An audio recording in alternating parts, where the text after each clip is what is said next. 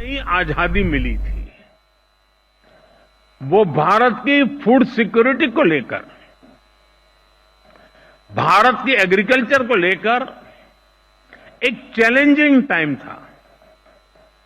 आज भारत एक food surplus देश है। आज भारत दूध, दाल और मसालों का सबसे बड़ा प्रोड्यूसर है। Bharat food grain, fruits, vegetable, cotton, sugar, T, framed fish, इनका दूसरा सबसे बड़ा प्रोड्यूसर है। एक वो समय था जब भारत की फूड सिक्योरिटी दुनिया की चिंता का विषय था।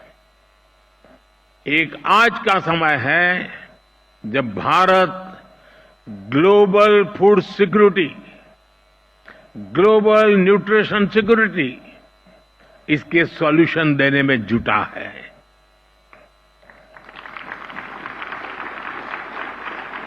इसलिए फूड सिस्टम ट्रांसफॉर्मेशन जैसे विषय को डिस्कस करने के लिए भारत के अनुभव बहुमूल्य है। इसका बहुत बड़ा लाभ विशेषकर ग्लोबल साउथ को मिलना तय है। साथियों, विश्व बंधु के तौर पर भारत मानवता के कल्याण को सर्वोपरि रखता है। G20 के दौरान भारत ने वन अर्थ, वन फैमिली और वन फ्यूचर का विजन सामने रखा था।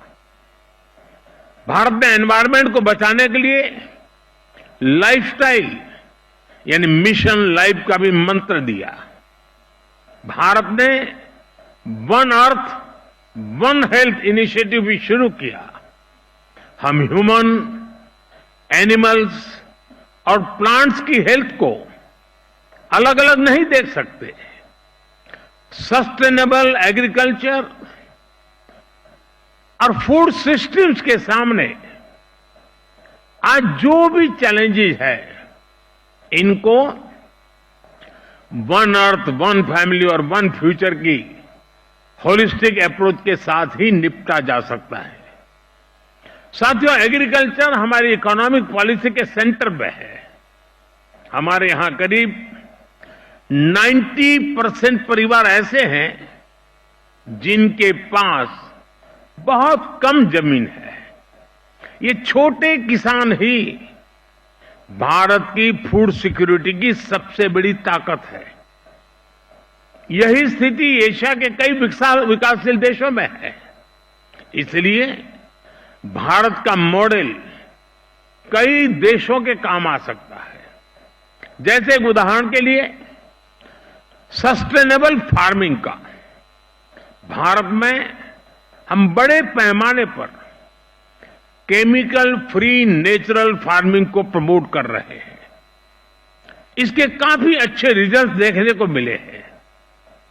इस साल के बजट में भी बहुत बड़ा फोकस सस्टेनेबल फार्मिंग और क्लाइमेट रेजिलिएंट फार्मिंग पर है। हम अपने किसानों को सपोर्ट करने के लिए एक पूरा इकोसिस्टम डेवलप कर रहे हैं। भारत का बहुत जोर क्लाइमेट रेजिलिएंट क्रॉप से जुड़ी रिसर्च एंड डेवलपमेंट पर है। बीते 10 सालों में हमने करीब 1900 नई क्लाइमेट रेजिलिएंट वैरायटी अपने किसानों को दी है। इसका लाभ भारत के किसानों को भी मिल रहा है।